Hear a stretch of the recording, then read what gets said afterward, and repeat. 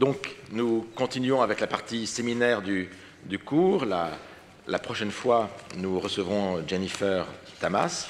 Mais aujourd'hui, c'est une expérience, c'est chaque fois une expérience très différente et chaque fois une expérience assez unique. Mais avant de présenter notre intervenant, je voudrais parler de ma propre expérience. Il y a des livres, en quelque sorte, qui vous tombent dessus comme un événement, qui vous ouvre des continents nouveaux.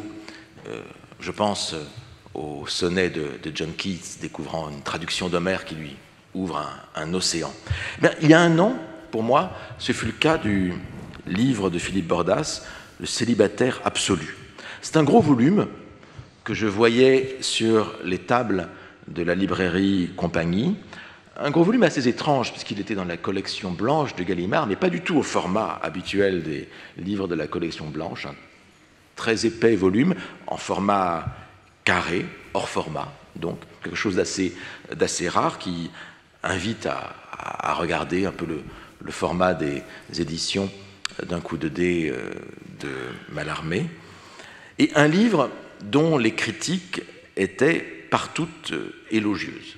Et c'est un livre, c'était un sous-titre, pour Carlo Emilio Gadda. Un livre sur Carlo Emilio Gadda. Et c'était très étrange de voir dans la collection blanche un livre qui était présenté comme un livre de critique, mais qui avait un titre de roman, Le célibataire absolu. Carlo Emilio Gadda, un romancier italien, l'un des grands écrivains italiens du XXe siècle, mais que, personnellement, à l'époque, je n'avais jamais lu. Il est connu, mais Philippe Bordas en parlera, pour un roman particulier, L'affreux pastis de la rue des Merles, Connaissance de la douleur et d'autres textes très, très importants.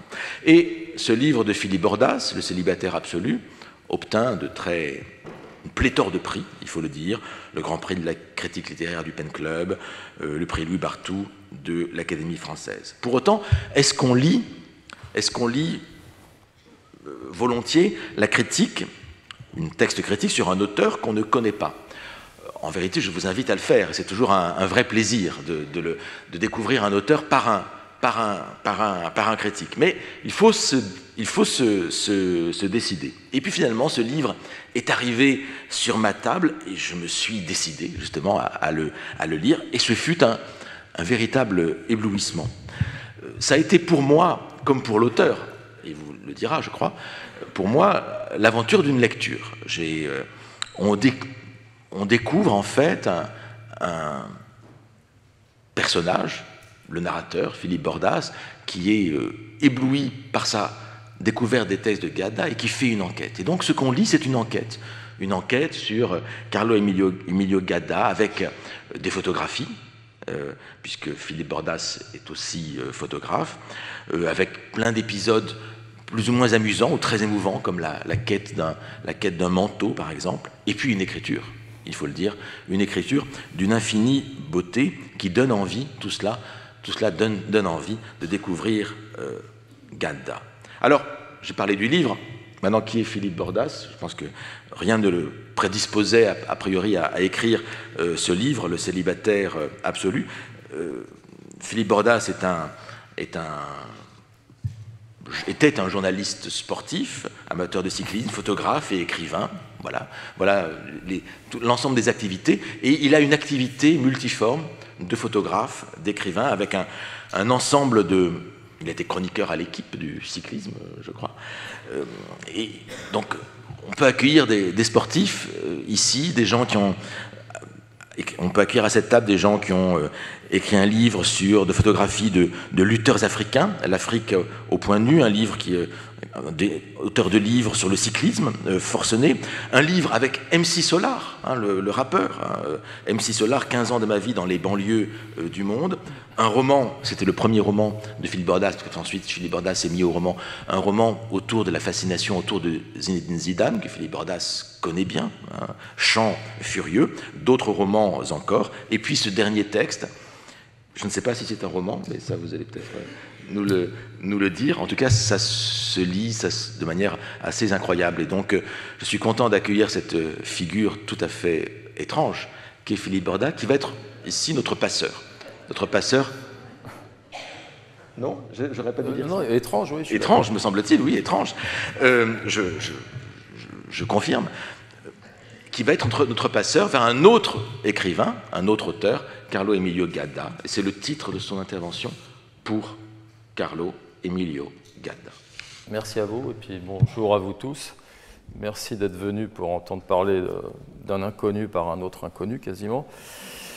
Mais je commence tout de suite par, avant de raconter un peu comment j'ai découvert Gadda, parce que c'est une expérience de lecture difficile et qui est assez édifiante aujourd'hui, dans la mesure où dès qu'un auteur semble compliqué ou ardu, le lecteur s'estime floué, n'a aucun effort à faire, est presque insultant vis-à-vis de l'écrivain en lui demandant pourquoi es-tu si compliqué, et il le laisse tomber. Avant de venir sur l'histoire qui m'a duré 40 années de lecture et de travail sur Gadda, je voudrais quand même dire, avant toute chose, que si en France, sur le XXe siècle, on considère que Proust et Céline sont les plus grands, si pour le domaine anglais, on va penser que Joyce l'est, et Musil sans doute pour le domaine allemand, en Italie, le plus grand de façon absolue, même s'il n'est pas très connu, c'est Carlo Emilio Gadda. Alors vous avez surtout entendu parler de Moravia ou de Pasolini, voilà, sauf que Pasolini était un fervent admirateur de Gadda. Il a toujours considéré non seulement comme le plus grand écrivain du XXe siècle, mais quasiment comme le grand continuateur de Dante. Donc c'est pour situer un personnage d'une importance colossale en Italie, qui n'est pas très connu. Et je vais expliquer pourquoi, parce que c'est aussi une histoire de la lecture, de la difficulté de la lecture, et qui sont parfois liées aussi à la traduction, ou pourquoi un auteur a quasiment besoin d'être traduit dans son pays parce qu'il est compliqué. Et voilà. Donc moi, pour être très simple, c'est vrai que j'ai une vie étrange, j'ai été coureur cycliste amateur, et je me suis retrouvé par hasard en classe préparatoire de lettres, où là, on vous apprend qui sont les grands auteurs. Donc très jeune, j'ai lu Ulysse, que tout le monde trouve difficile. Moi, j'ai trouvé ça pas si difficile que ça. J'ai lu Musil, j'ai lu ces choses-là. Bon, j'en ai eu marre de ces études, j'ai tout quitté parce que je cherchais autre chose. Et c'était les études dans les années 79-80 où la vulgate de la langue française et de la pensée littéraire française était centrée sur une forme de littérature d'extinction sous la gouverne et la tutelle de Maurice Blanchot. Et moi, j'étais très physique, très sportif, je cherchais une écriture beaucoup plus charnelle que je ne trouvais pas en France à ce moment-là. Et par hasard, je vais venir à ce moment drôle, parce que c'est une petite aventure qui peut arriver à tout le monde, pour le meilleur et pour le pire, j'ai découvert Gadda. Mais j'ai dit que c'était le plus grand du XXe siècle en Italie. Si je voulais le spécifier d'une autre façon, par rapport à nos critères à nous, je dirais qu'il n'a qu'un seul équivalent dans la littérature française, ce serait Rabelais. C'est-à-dire que Rabelais est le grand chêne, le grand racinaire de la littérature française. Pourquoi Gadda est le Rabelais italien? Rabelais, c'est pas juste les histoires de l'école, la grossièreté, les drôleries, les géants. C'est quelqu'un qui a voulu non pas écrire français, mais écrire le français, c'est-à-dire écrire la langue du peuple, la langue cultivée de l'Église, du latin, la langue grecque qu'il rapatrie dans le français. Donc c'est l'idée encyclopédique, mais aussi l'idée de rapatrier toutes les cultures dans un même corpus verbal, mais c'est aussi l'idée que la langue ne doit pas être monovalente, elle ne doit pas être juste celle d'une classe. C'est une entité organique qui représente le pays. Donc Rabelais est comparable à Gadda, je vous ai expliqué pourquoi, mais c'est vraiment celui qui est le plus proche, parce que Gadda est dans un pays, l'Italie, qui est quasiment comme la France à l'époque de Rabelais, c'est-à-dire que la langue en Italie n'est pas du tout fixée comme chez nous. Nous, on a vécu depuis le XVIe siècle et le XVIIe siècle une longue phase d'épuration et de simplification où finalement on est face à une langue unique. Alors qu'en Italie, il y a toujours les dialectes qui sont vivants. Nous, on a éliminé les patois, ce qui n'est pas le cas de l'Italie. Donc, Gadda est un écrivain de Milan qui est né en 1893, d'une famille bourgeoise. Il a fait Polytechnique, etc. Il était dans un monde très, très ordonné, très bourgeois de Milan l'industrieuse. Et il n'avait aucune raison de faire ce qu'il a fait, c'est-à-dire une œuvre hybride comme celle de Rabelais. Alors je ne sais pas, c'est un peu compliqué parce que je voudrais d'abord vous dire que voilà, il est né en 1893, il est mort en 1973. Il a été extrêmement connu et très tardivement en Italie pour un chef-d'œuvre qui s'appelait L'affreux pastis de la rue des Merles. Il y a eu un film de fait. Mais la chose très importante, voilà, c'est que je reviens à ça, excusez-moi, c'est pas évident de tout faire comme ça devant tant de gens. Et en fait, moi j'avais 23 ans et j'avais quitté les classes prépa et je cherchais désespérément à trouver un auteur qui satisfasse tout mon amour de toutes les langues que j'avais en moi. Et c'est comme Rabelais et Gada avec les dialectes. Moi j'étais né à la campagne, élevé par ma grand-mère qui parlait patois dans le Limousin, donc j'avais ce son-là en tête. Je suis arrivé dans les cités à Sarcelles où il y avait tous les immigrés du monde entier qui parlaient tous leur langue et on avait fait une sorte de langue orale qui était un mélange de tout ça. On s'exprimait, on appelle ça le verlan aujourd'hui, mais c'était beaucoup plus compliqué parce qu'à l'époque il y avait des adjonctions directes des rapatriés d'Algérie, des Africains et tout. Et j'apprends le français simplifié de l'école, donc j'ai le patois, la langue des cités et par hasard je me trouve en classe prépa où on me dit il faut que tu apprennes la très haute langue française. Alors, je m'y attelle, mais j'ai envie d'écrire. Mais la question qu'on se pose à un moment très simple quand on est débutant et que c'est pas évident d'écrire dans la langue existante. Quelle est-elle la langue existante? C'est la langue des belles études. Est-ce que je devais écrire dans la langue de ma grand-mère, refaire des poèmes folkloriques en patois, refaire des poésies ou du rap comme ça s'est passé en parlant ma langue des cités, ou faire mon petit bourgeois, écrire comme Paul Morand, tout de suite essayer de faire le beau. Et donc en fait, j'avais pas envie de choisir entre toutes ces langues. Et pourquoi Gada est extraordinaire au même titre que Rabelais, c'est que Gada a opéré dans la langue italienne le raccordement de la langue du peuple, des dialectes de ceux de Rome, de Milan, de la très haute langue littéraire qui va de Dante à l'Arioste et jusqu'aux auteurs antiques, tout ça dans un style extraordinairement drôle.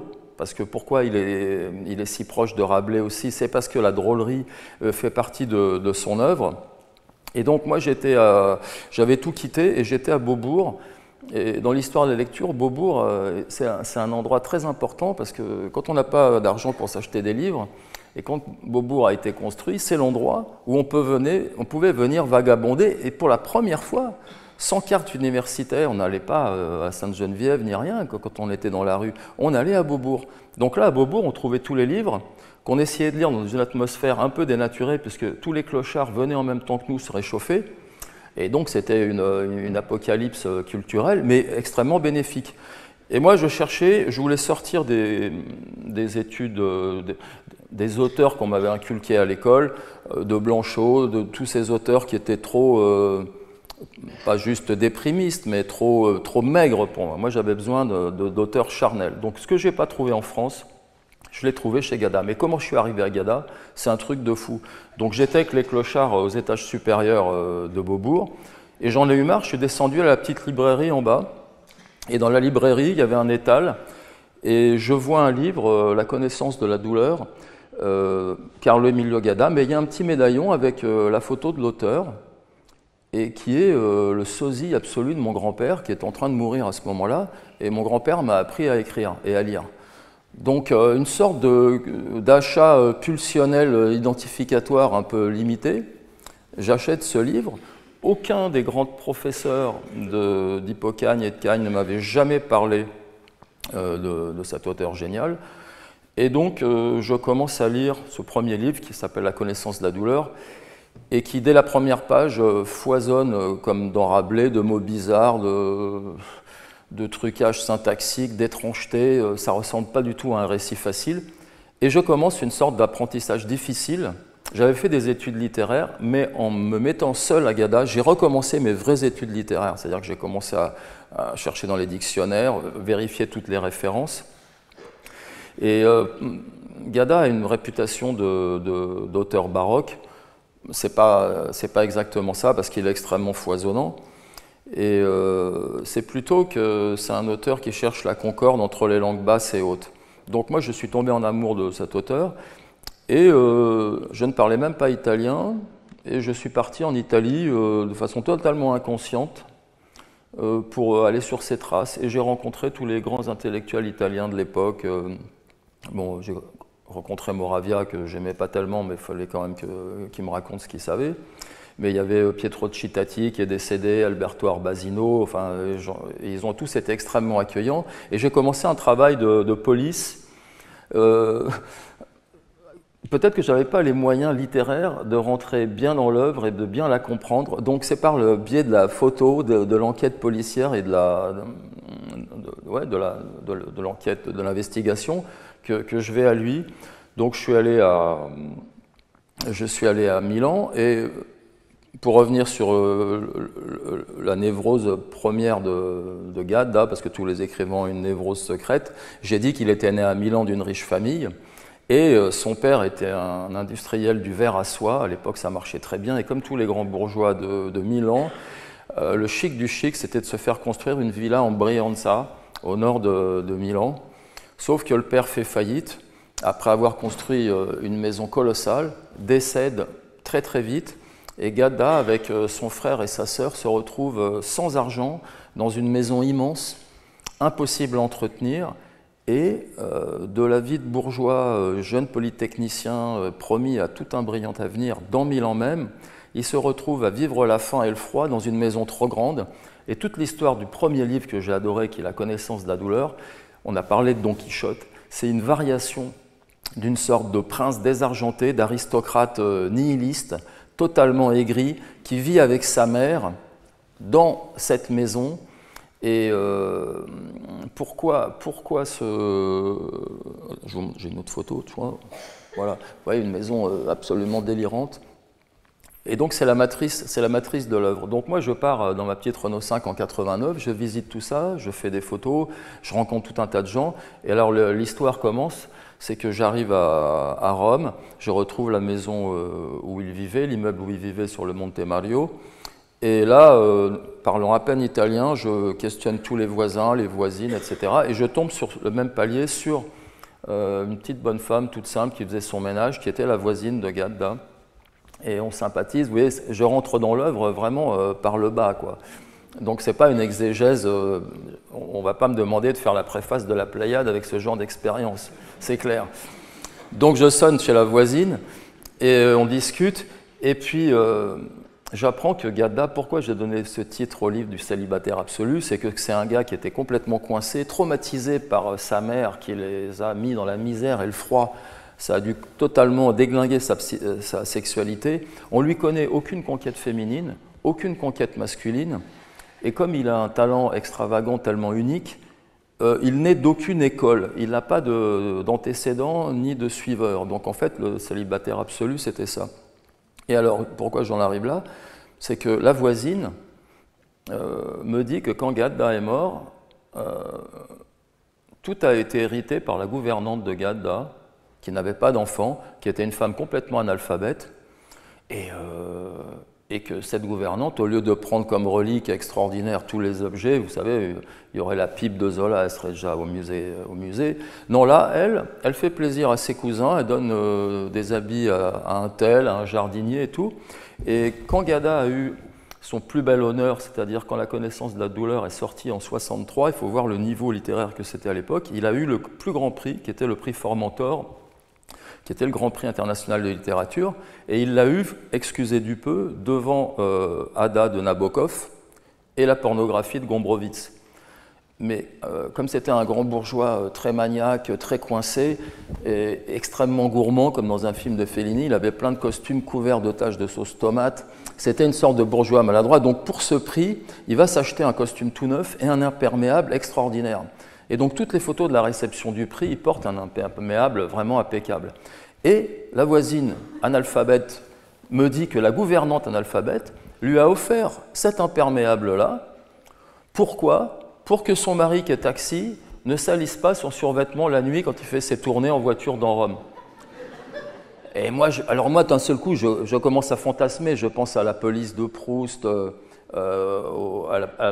peignoir en termolama de Balzac. Et là, j'ai des gros yeux d'escroc. je commence à dire, mais alors, il est comment, tout ça, montrez-le-moi. Donc, elle va me sortir l'impair.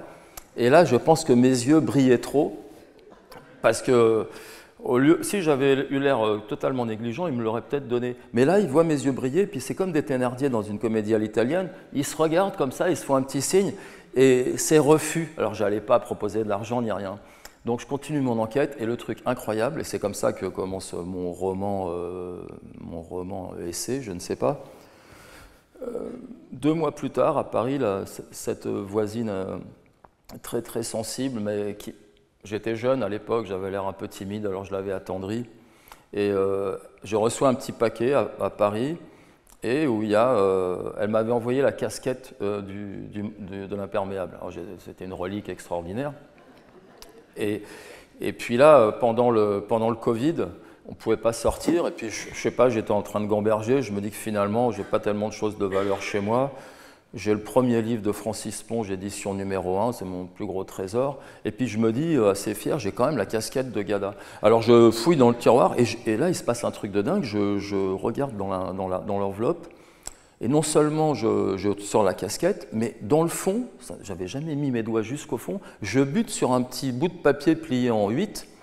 C'était une lettre de la dame qui me dit « Mon cher Philippe », en italien, je n'ai aucune culture, mais j'ai compris que vous vouliez faire quelque chose d'important, donc je vous envoie la casquette, etc. Et là, j'ai failli m'évanouir parce que le paquet m'était arrivé ouvert.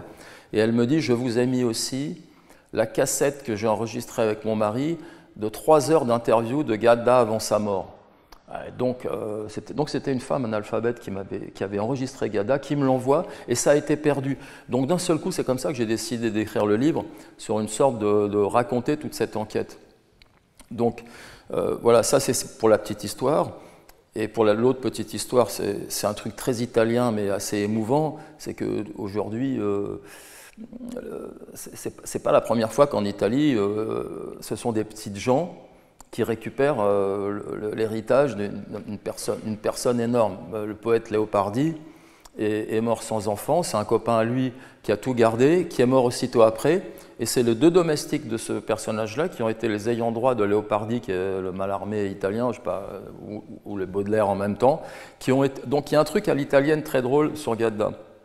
Mais je vais rentrer tout de suite dans l'essentiel. Si vous voulez le découvrir plus, parce que là on n'a pas beaucoup de temps, c'est que donc il a commencé tard sa carrière parce que sa mère l'a obligé pour payer la maison à devenir ingénieur. Non seulement il n'avait pas de vie affective, mais il est parti seul faire l'ingénieur en Amérique du Sud, en Lorraine, enfin dans des endroits où vraiment c'était infernal. Et assez tardivement, il décide de tout arrêter, de se lancer en littérature.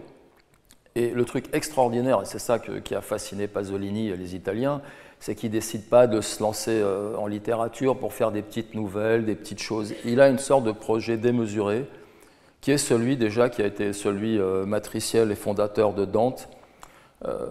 La langue italienne n'a jamais été bien fixée. À l'époque des petits royaumes, de la noblesse disparate, Dante avait fait une chose qui a fondé la langue italienne, je résume vite, mais il était parti quasiment à cheval dans toutes les provinces pour écouter, lire, recueillir les meilleures tournures de 14 à 15 provinces et pour en faire une sorte de synthèse, non pas un espéranto, mais un italien médian le plus parfait possible, qui était celui de la Divine Comédie.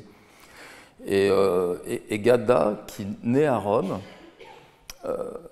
a opéré une forme de synthèse et de régénérescence de l'italien qui n'est toujours pas tellement mieux fixé au XXe siècle qu'à l'époque de Dante, parce que quand Gadda est enfant, il parle le milanais à Milan, il y a l'italien classique qui est la langue florentine scolaire, mais chaque région est désalphabétisée d'un italien standard. Il y a des gens qui n'ont jamais parlé l'italien du journal, quasiment, qui ne l'ont pas lu.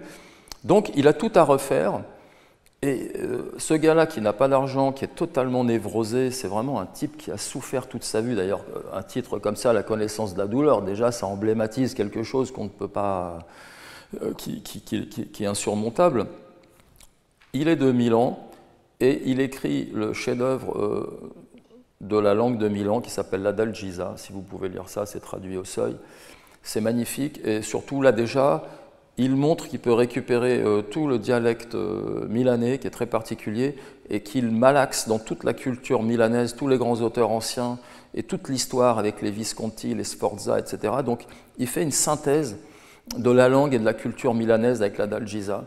Quand il a fait ça, il n'a pas d'argent, il descend à Florence. Florence, c'est le haut lieu, c'est comme une conquête quichotesque en fait. Il refait Dante, mais de façon comme un héros pauvre. Il arrive à Florence, où il y a un café, le Giuberosse, où sont là tous les intellectuels qui fument la cigarette, qui font les intéressants et tout. Et lui, il est ridicule, il est tout coincé, mais il décide quand même de leur en remontrer. Et il écrit un petit livre qui s'appelle le premier livre des fables.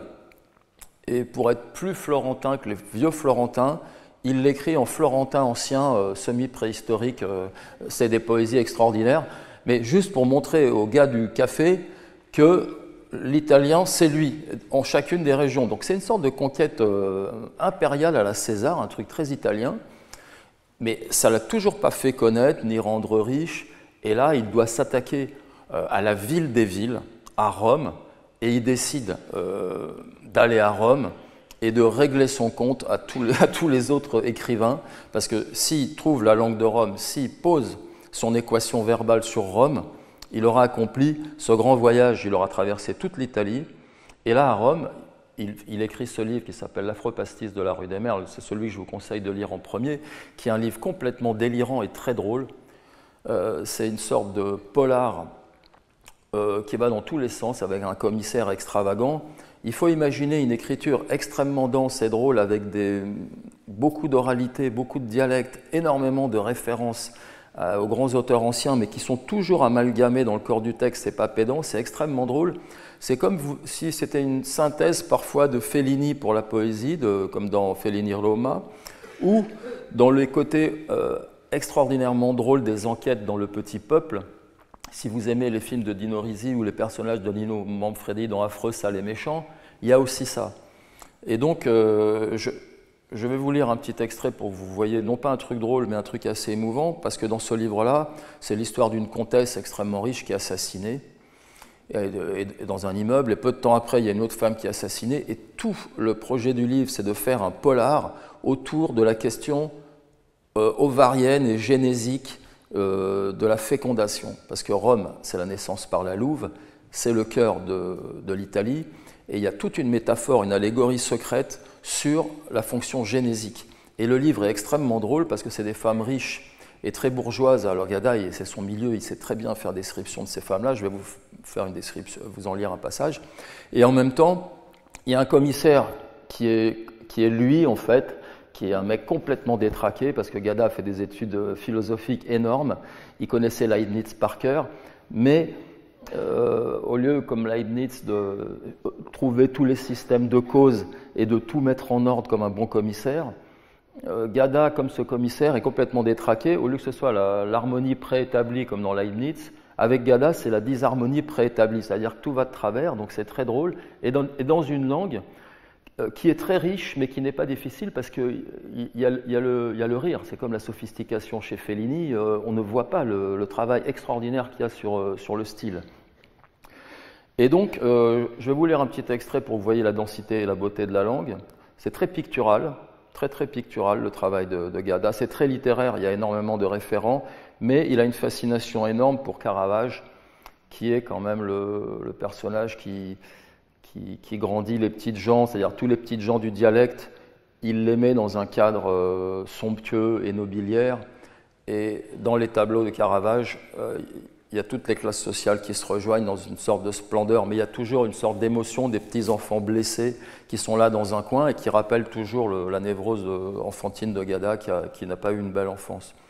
Et donc, le truc très drôle, c'est que ces femmes bourgeoises n'arrivent pas à être fécondées, et donne de l'argent pour que des jolies petites poulettes pondeuses dans les banlieues reculées soient fécondées par des mecs bien costauds et produisent, c'est comme aujourd'hui, produisent de jolis bébés, mais des bébés de femmes pauvres mais grasses, qu'elles vont ensuite ramener contre argent sonnant en ville. Et tout ça est protégé par des espèces de voyous, de guapes, de mauvais garçons très drôles. Là, on a vraiment l'impression d'être dans un film italien.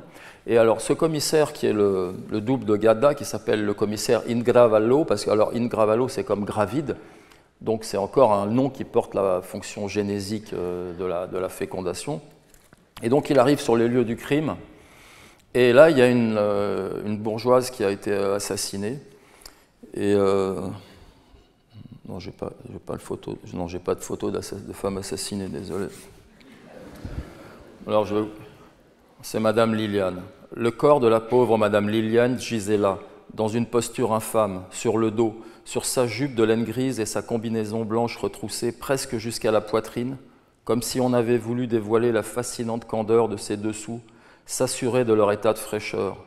Elle portait des culottes blanches en tricot, à mailles très fines, un point ravissant, bordé, à mi-cuisse, d'un ourlet des plus délicats.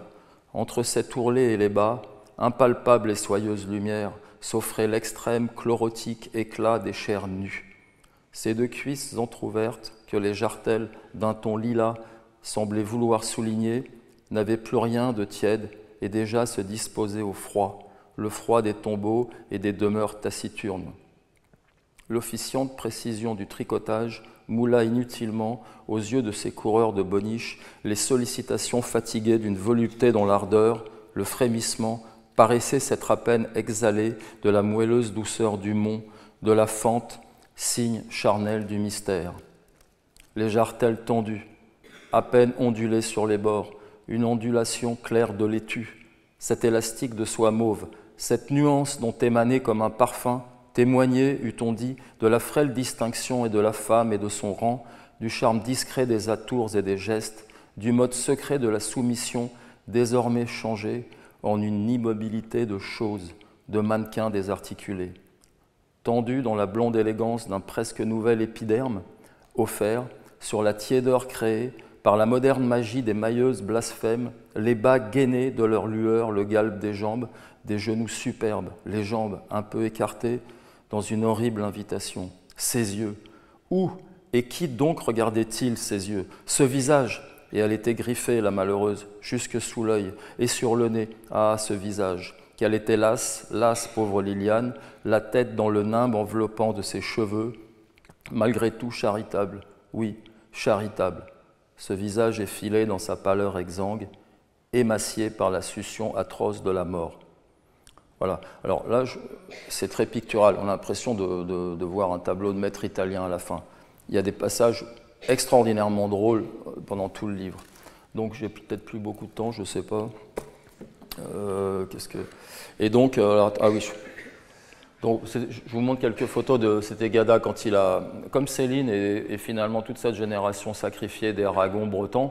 Toute une génération, j'ai oublié de le dire, qui est née à la littérature et au choc du monde, les uns engendrant l'autre, dans la guerre. Alors lui, ce n'est pas la guerre des tranchées, ça a été presque encore pire, c'est-à-dire que les Italiens ont fait la guerre dans les glaciers d'Amello et de l'Isonzo, et alors que ça a été juste un enfer, leurs généraux ont été complètement nuls, et ça a été une défaite ultra humiliante, la défaite de Caporetto, et dont Mussolini ensuite va profiter pour arriver au pouvoir.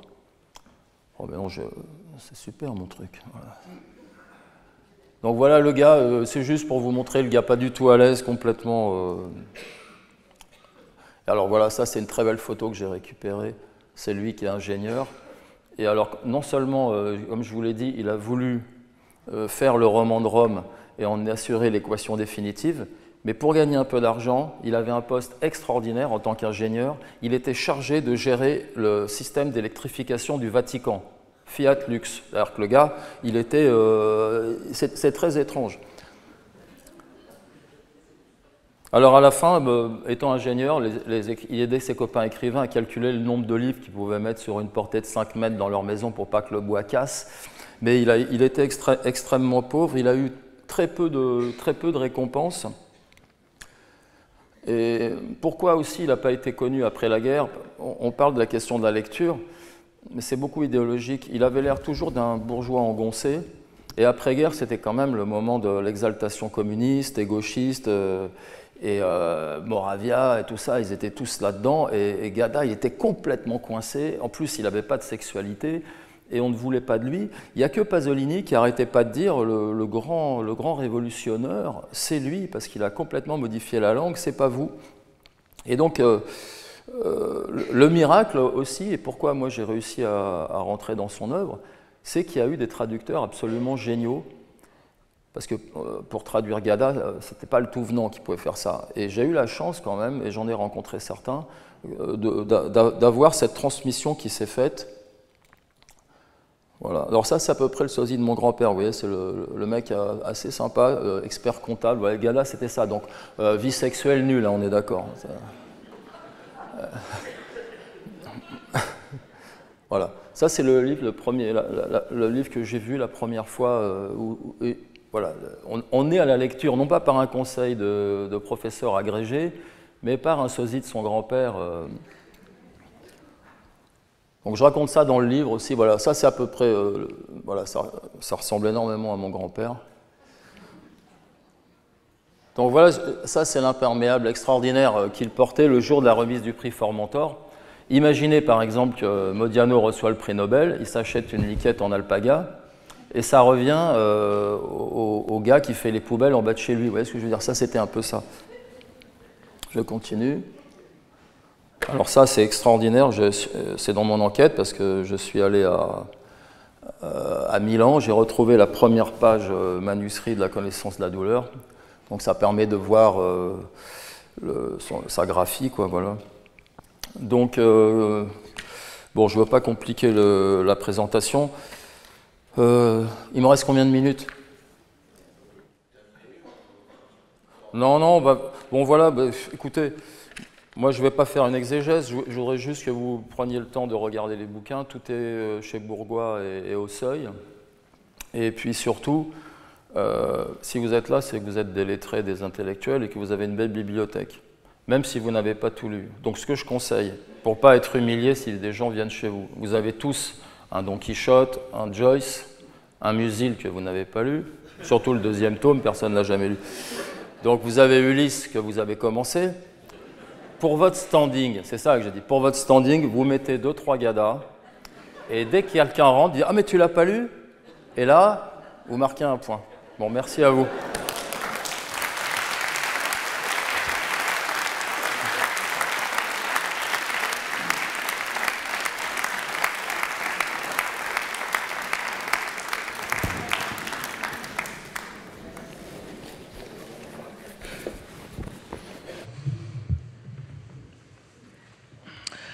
Ben, écoutez, merci. Je pense que tout le monde a énormément apprécié. Vous parliez de la gouaille de Gadda. J'ai l'impression qu'on l'a retrouvée, réincarnée en vous avec cet humour. Et c'est vrai que la bibliothèque, c'est aussi quelque chose qui est là pour être exposé. On l'a beaucoup vu lors des confinements et des écrans que l'on met derrière en décor pour signifier qu'on est un lettré.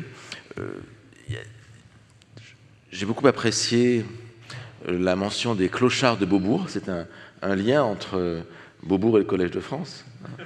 Vous savez qu'il y a traditionnellement, je ne sais pas s'il y en a aujourd'hui ou ce soir, qui ne se dénoncent pas, ce n'est pas l'objet, il y a traditionnellement des gens qui traînent un peu par là, qui entrent comme ça, parce qu'il y a la lumière qui fait chaud, comme disait le président Sarkozy parlant de la recherche en France, et qui voient la lumière au Collège de France et qui s'installent là, comme on le fait à Beaubourg. Donc c'est vraiment un lien entre les deux institutions. J'ai longuement espérer que vous viendriez déguisé en Gadda avec la casquette ou quelque chose pour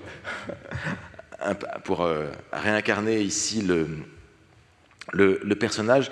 Une question qui me vient spontanément à l'esprit, c'est lorsqu'on voit cette sorte de conversion que produit la lecture d'un auteur chez vous, est-ce que cette conversion est unique ou est-ce qu'elle peut se répéter? Est-ce qu'on peut avoir cette même passion, quand on est passionné de Gadda comme vous l'êtes, pour un autre auteur? Est-ce que ça vous est arrivé? Oui. Parce que là, quand on lit Le Célibataire absolu, on a l'impression que vous avez consacré votre vie depuis l'âge de 23 ans jusqu'à aujourd'hui à l'enquête sur Gadda. Ça me paraît difficile de faire la même chose pour un autre auteur. Non, sur Gadda, c'était plutôt le fait que c'était... il n'y avait pas de repère. Donc en fait, j'ai créé tout le terreau pour le transplanter dans mon esprit, parce qu'il y avait juste un livre critique sur lui de Jean-Paul Manganaro, à qui je dédie le livre d'ailleurs, mais non, il n'y avait rien. Donc en fait, c'était un terrain vierge. Ça m'a aussi excité. Si vous voulez commencer à travailler sur Proust, vous avez 5000 volumes à lire. Mais en revanche, il y a d'autres auteurs sur lesquels j'ai beaucoup travaillé, comme Céline, Claudel, etc., mais pas de façon... Céline, oui, j'ai fait pas mal d'enquêtes, mais non, comme ça, non, c'est vrai. Le rapprochement avec Céline s'impose aussi par le côté expérimentation de la langue, comme celui avec Nabokov. Vous citiez Ada, qui concourait au même moment pour le même prix Formentor, mais il y a beaucoup de correspondances entre connaissance de la douleur et Ada ou l'ardeur. Alors, le truc le plus simple, qui est une sorte de point commun, c'est que tous ces auteurs réputés très difficiles sont tous les plus drôles. C'est-à-dire que l'humour a partie liée avec le dérèglement de la langue, et plus le dérèglement est grandiose, plus l'œuvre porte un humour érudit et riche. Et c'est l'humour qui fait le lien entre l'aristocratie et le peuple. Et en fait, ce que réussissent tous ces grands auteurs qu'on dit illisibles, c'est d'essayer de faire une concorde démocratique où toutes les classes sociales ont leur place quand même dans le livre. Et pourquoi en France il y a eu peu d'écho de Gadda, c'est tout simplement parce qu'on est quand même resté depuis le XVIIe siècle dans l'idée d'une langue raffinée, épurée, je dirais appauvrie, ce qui n'était pas le cas à l'époque de Rabelais, et que le baroque, si Gadda peut être globalement considéré comme baroque, a mauvaise presse. Il y a deux grands autres auteurs, deux génies qui ont très peu de droits de cité en France. Pour la langue espagnole, un des plus grands, c'est Lezama Lima à Cuba de Paradiso, et le brésilien Guimarães Rosa Diadorim. En France, on n'a pas d'écho de ça. Pourquoi ? Parce qu'il y a une sorte de gêne obscène, presque sexuelle, devant la profusion. Céline l'a payé très cher. Céline a dit Rabelais a raté son coup, parce que Rabelais a tenté d'ouvrager un langage global, il n'a pas réussi. Mais Gadda, c'est pareil, d'une certaine façon, il a raté son coup. Et en France, il y avait François Val, le directeur des publications de Lacan, qui s'est démené pour le faire traduire. Et c'est très intéressant, c'est qu'il n'a jamais pu déclencher le soutien stratégique des avant-gardistes de l'époque. Tel quel, Solers ont réfuté Gadda violemment, très très violemment. Et en Italie, il aurait pu être extraordinairement connu parce qu'il était l'idole de la jeune avant-garde qu'on appelait le Gruppo 63. Tous les meilleurs étaient là. Et parmi ces jeunes loups avant-gardistes, il y avait Umberto Eco. Si Umberto Eco, qui avait un désir de langue absolu, avait pris Gadda comme schéma directeur de son œuvre à la place de Joyce, Gadda serait mondialement connu. Et Umberto Eco, par, je pense, opportunisme universitaire, parce que c'est plus facile d'être connu mondialement quand on fait une œuvre de génie sur Joyce que sur Gadda. Donc, Solers en France, pour résumer, ils n'ont rien fait pour Gadda, et il en avait besoin, alors qu'ils ont fait énormément pour Joyce, hein, ça a été, on s'en souvient tous, et pareil en Italie. Donc la lecture peut être aussi arrêtée par des lecteurs qui ne sont pas décisifs. Les grands lecteurs ont leur importance pour susciter les petits lecteurs. Mais je crois que la littérature française a été, pendant cette période d'effervescence théorique, un peu plombée par l'esprit de sérieux à certains égards. Et donc le côté humoristique a peut-être... Et par un héros, il y a beaucoup de littérature érotique ou crue qui mettait le corps en avant, mais... c'était un Eros froid. Gadda, c'est très très érotique, mais c'est un Eros chaud, c'est un Eros félinien. Et en France, c'était pas du tout ça. Il fallait des trucs à la bataille, des trucs très, très scabreux et tout ça. Solers s'y est essayé.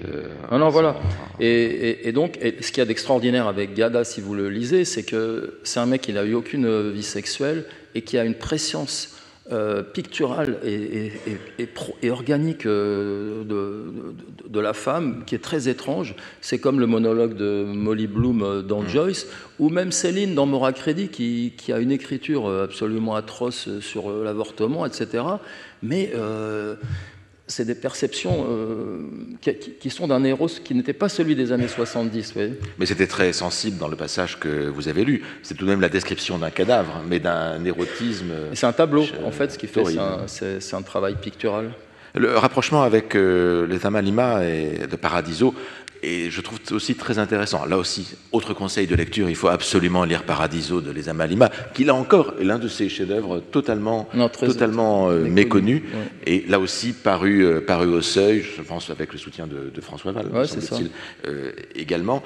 Et il y a cette profusion, cette exubérance qui est très sensible. Les Amalima peut-être encore beaucoup plus baroque que ne l'est Gadda. Ce qui est très frappant chez Gadda, c'est d'abord cette capacité à changer de langue quand même d'un livre à l'autre. Ah oui. Ce que ne fait pas tellement que ça Céline, malgré tout. On retrouve quand même le même Céline. Chez Gadda, il y a chaque fois, on retrouve toujours cette poussée, cette tension vers une sophistication extrême et une capacité à renouveler la langue, à introduire des mots nouveaux. Alors, on le lit en traduction française, parce qu'en italien, c'est quand même horriblement difficile. Même les grands intellectuels italiens, parfois, ont du mal.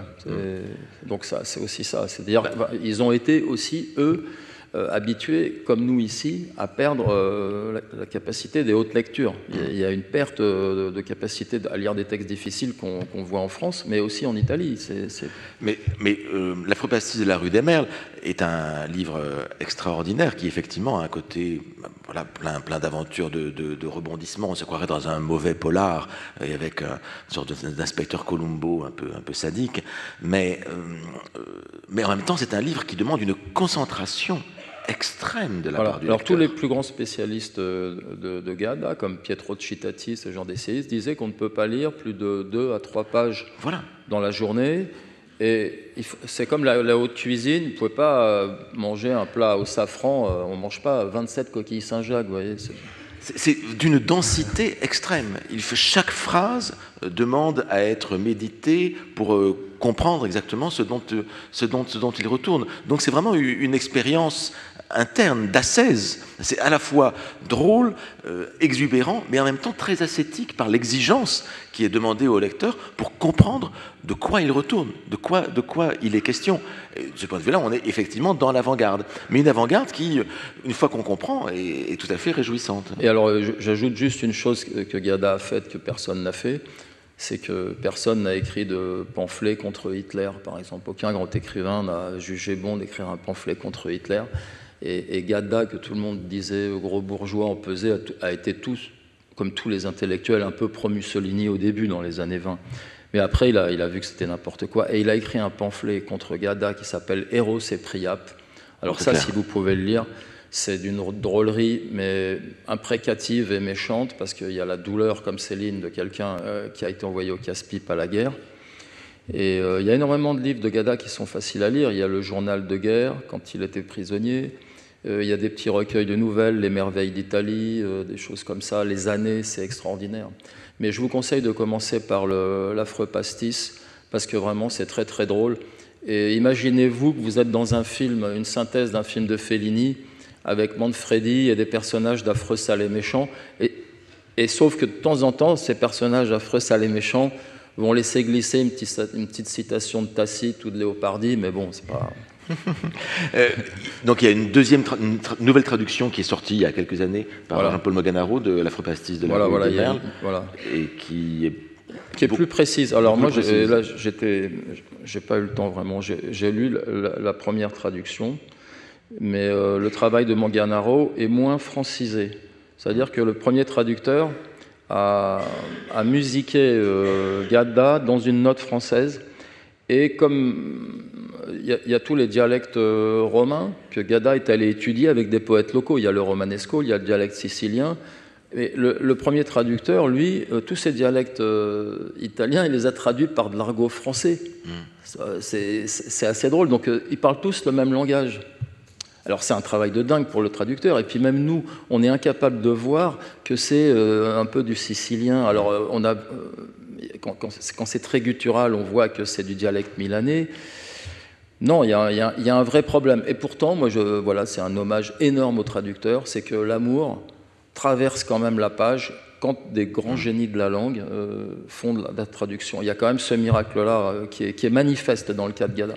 Alors, c'est un peu un cas général. Lorsque deux traductions se succèdent, la première essaie d'acclimater le texte à la langue cible, et la seconde essaie au contraire de défamiliariser, de retrouver quelque chose d'un peu plus de la langue d'origine. Mais je crois que nous avons la chance avec Gadda, un peu comme avec Shakespeare, c'est-à-dire que Shakespeare est relativement difficile à lire pour les anglophones. Nous avons la chance de pouvoir le lire en traduction française, où il est tout de suite lisible. Et avec Gadda, les traductions quand même font cet effort d'acclimatation qui font qu'on a de manière beaucoup plus accessible un immense auteur à notre portée. Ouais, d'ailleurs, en Italie, le grand écrivain Alessandro Baricco est fou de Gadda. Il y a toute une jeune génération. Pourtant, c'est un genre très différent. Non, mais justement, c'est comme si Fantino adorait Gongora. Oui, mais là, c'est un miracle. Il fait des lectures à la Lucchini pour le faire connaître. C'est génial. D'accord. Voilà, c'est le phare de la littérature italienne du XXe siècle, et qui est admirablement, vous l'avez entendu, présenté par Philippe Bordas. Merci. Merci à vous.